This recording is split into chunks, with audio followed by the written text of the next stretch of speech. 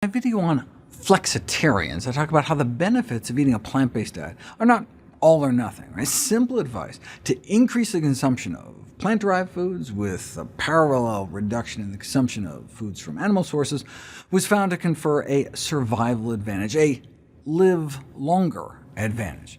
They call it a pro-vegetarian eating pattern, just moving in that direction as a more gradual, gentle, doable approach. If you're dealing with a serious disease, though, like diabetes, avoiding some problem foods completely may be easier than attempting to moderate their intake.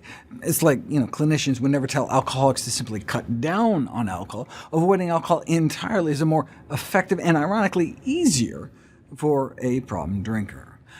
Paradoxically, asking patients to make a large change may be more effective than making a slow transition. Diet studies show that recommending more significant changes increases the changes that patients actually accomplish. It may help to replace the common advice, all things in moderation, with big changes beget big results. Success breeds success. After a few days or weeks of major dietary changes, patients are more likely to see improvements in weight and blood sugar levels, improvements that reinforce the dietary changes. Furthermore, they may enjoy other health benefits of plant-based eating that may give them further motivation. Those who choose to eat plant-based for their health say it's mostly for general wellness and disease prevention, or to improve their energy levels or immune function. They felt it gave them a sense of control over their health. Helps you feel better emotionally, improves your overall health, and makes you feel better. Most felt it was very important for maintaining their health and well-being. For the minority that used it for a specific health problem, it was mostly for high cholesterol or weight loss, followed by high blood pressure and diabetes, with most reporting they felt it helped a great deal.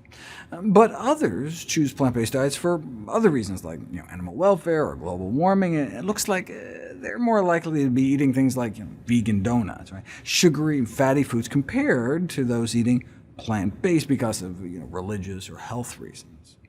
I mean, the veganist vegan could bake a cake using soda instead of eggs, with frosting covered in marshmallow fluff and chocolate syrup, topped with Oreos, with a side of Doritos, dipped in vegan bacon grease.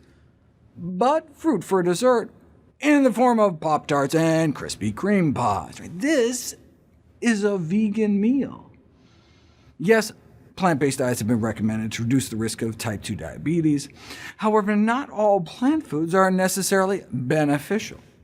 Like in that pro-vegetarian scoring system, you got points for eating potato chips and french fries just because they were technically plant-based. But Harvard researchers wanted to examine the association of not only an overall plant-based diet, but both healthy and unhealthy versions. So they created the same kind of pro-vegetarian scoring systems weighted towards any sort of plant-based foods and against animal foods, and then also created a healthful plant-based diet index, where at least some whole plant foods took precedence, and Coca-Cola was no longer considered a plant. Then lastly, they created an unhealthful plant-based diet index by assigning positive scores to processed plant-based junk and negative scoring healthier foods and animal foods. And then they found that a more plant-based diet in general was good for reducing diabetes risk, but eating especially healthy plant-based foods did better, nearly cutting risk in half, while those eating more unhealthy plant foods did worse. But is that because they were also eating more animal foods? People often eat burgers with their fries, so they separated out the effects of healthy plant foods, less healthy plant foods, and animal food. And healthy plant foods were protectively associated, animal foods were detrimentally associated, and less healthy plant foods were more neutral when it came to diabetes risk. Here's what the graph looks like. Higher diabetes risk with more and more animal foods, no protection whatsoever with junky plant foods, and lower diabetes risk associated with more and more healthy whole plant foods in the diet. So they conclude that yes, plant-based diets are associated with substantially lower risk of developing type 2 diabetes risk, but it may not be enough to just lower the intake of animal foods, but also less healthy plant foods as well.